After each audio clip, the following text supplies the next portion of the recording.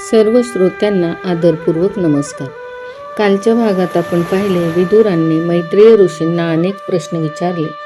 त्यामध्ये सृष्टीची रचना, जगातील सर्वसामान्य लोकांना दुःख का भोगावे लागते, तसेच भगवंताची लीला वर्णन याविषयी प्रश्न विचारले. मैत्रेय ऋषींनी विदुराच्या या सर्व प्रश्नांची उत्तरे दिली.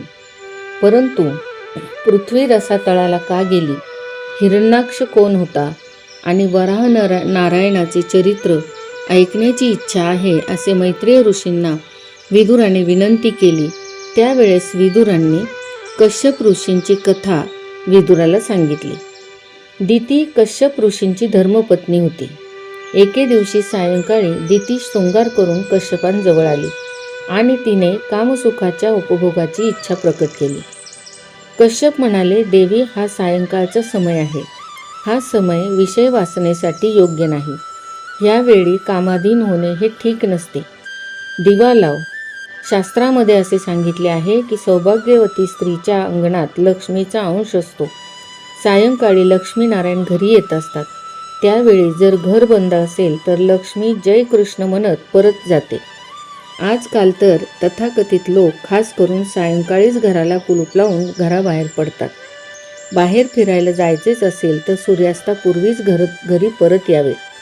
स्त्रियांनी तर सायंकाळी घराच्या बाहेर पडूच नये. सायंकाळी तुळशीची पूजा, देवाजवळ धूप दीप उदबत्ती लावावी. ईश्वर परप्रकाशी नाही, तो स्वयंप्रकाशी आहे. परमेश्वराला दिव्याची आवश्यकता नाही. दिव्याची आवश्यकता मानवाला पडते. सायंकाळी सूर्य व चंद्र यांचे तेज क्षीण होत जाते. सूर्य हा बुद्धीचा स्वामी आहे तर चंद्र मनाचा स्वामी आहे. मन व बुद्धी यांचे स्वामी चंद्र व सूर्य सायंकाळी दुर्बल होतात आणि त्याच वेळी बुद्धीमध्ये विषय वासना प्रवेश करते. कश्यप ऋषी दितीला समजावतात की यावेळी भगवान शंकर जीवमात्राचे निरीक्षण करण्यासाठी फिरत असतात. म्हणून यावेळी जर कोणी स्त्री संग केला तर भगवान शंकरांचा तो अपमान होतो व अपमान झाला तर अनर्थ होईल. भगवान शंकर निश्चितच दंड करतील. दितीने कश्यपांचे म्हणणे ऐकले नाही आणि कश्यपही दितीच्या दुराग्रहाला बळी पडले. शेवटी दितीला आपल्या दुराग्रहाचे भान आले. तिला पश्चाताप झाला व तिने भगवान शिवांची क्षमा याचना केली. त्यावेळेस कश्यप म्हणाले, तुझ्या गर्भामधून 2 राक्षस उत्पन्न होतील. पती व पत्नी उचित संयम पाळणार नाहीत तर त्यांच्यापासून उत्पन्न होणारी प्रजा ही पापीच होते.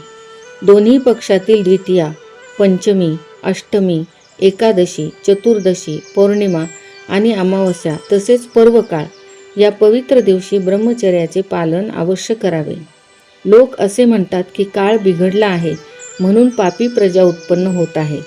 पण तसे पाहिले तर काळही काहीसा बिघडला आहेच, पण लोकांचं अंतःकरण अधिक बिघडलेलं आहे. एकादशी, पौर्णिमा या पवित्र दिवसांचा विचार न करता लोक वासनेचा बळी होतात आणि म्हणूनच पापी प्रजा उत्पन्न होत आहे.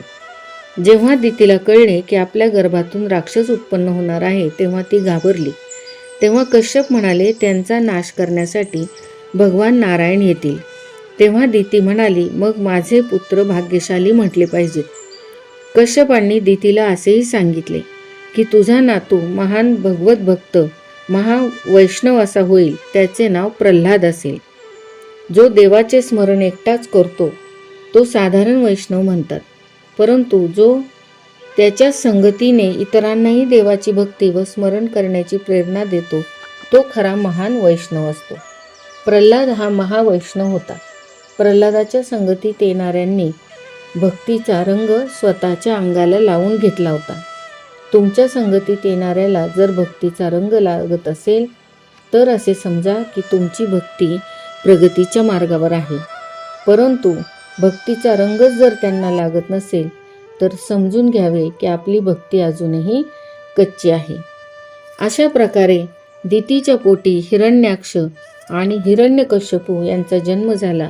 परंतु हे दोन्हीही जय आणि विजय यांचा पुनर्जन्म होते. शेवटी हिरण्याक्ष व हिरण्यकश्यपू यांना मारण्यासाठी भगवंताने क्रमशः वराह व नृसिंह अवतार घेतले. हिरण्याक्ष व हिरण्यकश्यपू हे लोभाचेच अवतार होते. भगवंताने कामाला मारण्यासाठी एकच अवतार घेतला, म्हणजे रावण कुंभकर्णाच्या संहारासाठी श्रीरामचंद्रांचा अवतार घेतला. क्रोधाला मारण्यासाठी म्हणजेच शिशुपालाला मारण्यासाठी एक कृष्णावतारच घेतला. परंतु लोभाला मारण्यासाठी भगवंताला 2 अवतार घ्यावे लागले, वराह आणि नृसिंह.